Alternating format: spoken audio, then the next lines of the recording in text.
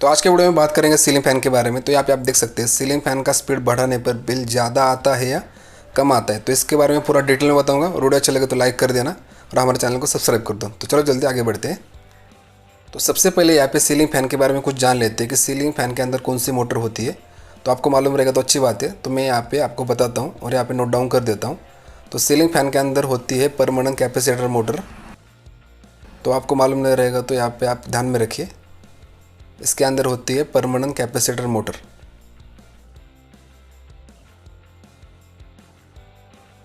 हमारे घर में जो सीलिंग फ़ैन यूज़ होता है वो कितने एमएम का रहता है? वो कम से कम 1200 एमएम या 1400 एमएम का होता है। उसे हम हॉल में यूज़ करते हैं। और जो हमारे किचन के लिए थोड़ा अलग आता है उसे हम 600 या 900 यूज़ करते हैं। तो यहाँ पे मैं 1400 लिख देता हूँ और उसे हम यहाँ पे कर देंगे रेगुलर जो हम यूज़ करते हैं। यहाँ पे जो सीलिंग फ़ैन है 1400 एमएम का, उसका स्पीड भी आपको पता होना चाहिए। तो यहाँ पे मैं लिख देता हूँ स्पीड, और स्पीड को हम आरपीएम में काउंट करते हैं। तो यहाँ पे लिख देता हूँ। और उसके बाद वो 250 या 300 आरपीएम पे काम करता है। तो यहाँ पे आपको सभी चीज़ों का नॉलेज होना चाहिए, इसलिए हम यहाँ पे नोट डाउन करके ले रहे हैं। तो इसके बाद यहाँ पे लिख देता हूँ रेगुलेटर। फ़ैन का स्पीड कम ज़्यादा करने के लिए हम रेगुलेटर का यूज़ करते हैं। उसमें हम दो प्रकार के यूज़ करते हैं। तो यहाँ पे सबसे पहले लिख देता हूँ इलेक्ट्रॉनिक रेगुलेटर। अपने घरों में इसको ही यूज़ करना है, इस बात को आपको ध्यान में रखना है क्योंकि इससे बिल कम आता है। उसके बाद हम यूज़ करते हैं इलेक्ट्रिकल रेगुलेटर। तो यहाँ पे आप देख सकते हो, इसको आपको यूज़ नहीं करना है, लेकिन कुछ लोग इसको यूज़ करते हैं, इससे बिल हमें बिजली का ज़्यादा आता है। तो इस बात को भी आपको ध्यान में रखना है। इसके बाद यहाँ पे एक चार्ट है, तो यहाँ पे आप देख सकते हो। तो सबसे पहले यहाँ पे दिया है स्टेप पोजीशन। स्टेप पोजीशन का मतलब यहाँ पे जो हमारा रेगुलेटर है हम इसे घुमाएंगे तो ये हो गया हमारा यहाँ पे स्टेप पोजीशन। इसके बाद आते हैं आउटपुट वोल्टेज पे। जब हम रेगुलेटर को सप्लाई देंगे इलेक्ट्रिकल, तब वो आगे वोल्टेज भेजेगा। तो इसके बाद आते हैं यहाँ पे, आप इसको इलेक्ट्रिकल रेगुलेटर भी बोल सकते हो और इसे आप कन्वेंशनल रेगुलेटर भी बोल सकते हो। उसके बाद यहाँ पे नीचे आते हैं तो यहाँ पे दिया है स्पीड, जिसे हम काउंट करते हैं आरपीएम में।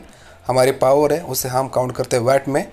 और इसके बाद आखिर में यहाँ पे दिया है इलेक्ट्रॉनिक रेगुलेटर, उसका भी यहाँ पे सेम है, स्पीड और यहाँ पे पावर, इसे हम वाट में काउंट करते। तो सबसे पहले हम यहाँ पे एक लिख देते हैं जो हमारा स्टेप पोजीशन है। जब हम रेगुलेटर को एक पे घुमाएंगे इस तरह से, तो यहाँ पे एक पे घुमा दिया। उसके बाद हम जो आउटपुट वोल्टेज है हम देंगे यहाँ पे। तो यहाँ पे हम देंगे 140 वोल्ट यहाँ पे। और उसके बाद यहाँ पे 140 वोल्ट देने के बाद तो यहाँ पे हमारे फ़ैन की स्पीड रहेगी 176 आरपीएम रहेगी यहाँ पे। तो यहाँ पे इसको नोट डाउन कर देता हूँ। और उसके बाद जो हमारी पावर है यहाँ पे, तो वो इलेक्ट्रिकल रेगुलेटर लगाने के बाद यहाँ पे ये कंज्यूम करेगा 50 वाट। यहाँ पे कंज्यूम करेगा इलेक्ट्रिकल रेगुलेटर लगाने के बाद फर्स्ट पोजीशन पे यहाँ पे ये 50 वाट कंज्यूम करेगा। उसके बाद आते हैं यहाँ पे इलेक्ट्रॉनिक रेगुलेटर। तो यहाँ पे आप दो फ़ैन यूज़ कर रहे हैं ऐसा मान के चलो, तो आपको समझ में आ जाएगा। और एक फ़ैन आपने लगाया है इलेक्ट्रिकल रेगुलेटर पे और एक फ़ैन आपने लगाया है इलेक्ट्रॉनिक रेगुलेटर पे, तो आपको अच्छी तरह से समझ में आ जाएगा। तो यहाँ पे इसको हमने वोल्टेज तो सेम दिया, तो यहाँ पे भी आरपीएम सेम रहेगा। तो यहाँ पे अभी ये पावर कितना कंज्यूम करेगा, क्योंकि हमने इसको इलेक्ट्रॉनिक रेगुलेटर लगाया है। तो यहाँ पे ये 28.4 वाट यहाँ पे कंज्यूम करेगा। तो इस बात को आपको ध्यान में देना है। तो यहाँ पे मैं इसको नोट डाउन कर देता हूँ। उसके बाद आएंगे यहाँ पे सेकंड पोजीशन पे। जब हम रेगुलेटर को सेकंड पे लेके जाएंगे तो यहाँ पे हम वोल्टेज देंगे 160 वोल्ट। और 160 वोल्ट देने के बाद यहाँ पे हमारा जो स्पीड है वो आएगा यहाँ पे 206 आरपीएम। तो यहाँ पे 160 वोल्ट देने के बाद हमारा इलेक्ट्रिकल रेगुलेटर यहाँ पे कितनी पावर कंज्यूम करेगा, तो यहाँ पे हमने कैलकुलेशन करने के बाद यहाँ पे हमको मिला 54 वाट यहाँ पे कंज्यूम करेगा। तो यहाँ पे हमने इसको नोट डाउन कर दिया। उसके बाद यहाँ पे भी हमारा सेम ही आएगा स्पीड, उसको हम यहाँ पे नोट डाउन कर लेते हैं। उसके बाद आते हैं हमारा पावर कंजम्पशन कितना है यहाँ पे। तो यहाँ पे हम 37.5 वाट हमारा यहाँ पे कंज्यूम करेगा इलेक्ट्रॉनिक रेगुलेटर। तो इस बात को आपको ध्यान में रखना है। उसके बाद आते हैं यहाँ पे, जब हम रेगुलेटर को थर्ड पोजीशन पे लेके जाएंगे यहाँ पे, और यहाँ पे हम पहला इसको वोल्टेज देंगे। तो यहाँ पे हमने वोल्टेज दिया 180 वोल्ट। 180 वोल्टेज देने के बाद हमारे फ़ैन की स्पीड रहेगी 233 आरपीएम। और इसे हमने कनेक्ट किया है इलेक्ट्रिकल रेगुलेटर के साथ। और यहाँ पे ये 60.5 वैटेज यहाँ पे ये कंज्यूम करेगा। तो इस बात को आपको यहाँ पे ध्यान में देना है, क्योंकि यहाँ पे हमने लगाया इलेक्ट्रिकल रेगुलेटर। उसके बाद आते हैं यहाँ पे इसकी जो आरपीएम है इसकी भी सेम रहेगी, क्योंकि वोल्टेज तो उतना ही दिया है हमने 180। तो यहाँ पे 47.5 वैट ये कंज्यूम करेगा इलेक्ट्रॉनिक रेगुलेटर लगाने के बाद और 180 वोल्टेज देने के बाद। यहाँ पे आते हैं चौथे पोजीशन पे। उसके बाद यहाँ पे वोल्टेज देंगे 200 वोल्ट। और उसके बाद हमारा जो स्पीड रहेगा फ़ैन का इलेक्ट्रिकल रेगुलेटर लगाने के बाद, तो यहाँ पे इसको नोट डाउन कर देते हैं। तो यहाँ पे आएगा ये 258 आरपीएम रहेगा। और यहाँ पे कितनी यूनिट कंज्यूम करेगा यहाँ पे नोट डाउन कर देते हैं। 65.3 यहाँ पे ये कंज्यूम करेगा इलेक्ट्रिकल रेगुलेटर लगाने के बाद। उसके बाद यहाँ पे आते हैं इलेक्ट्रॉनिक्स रेगुलेटर पे आते हैं।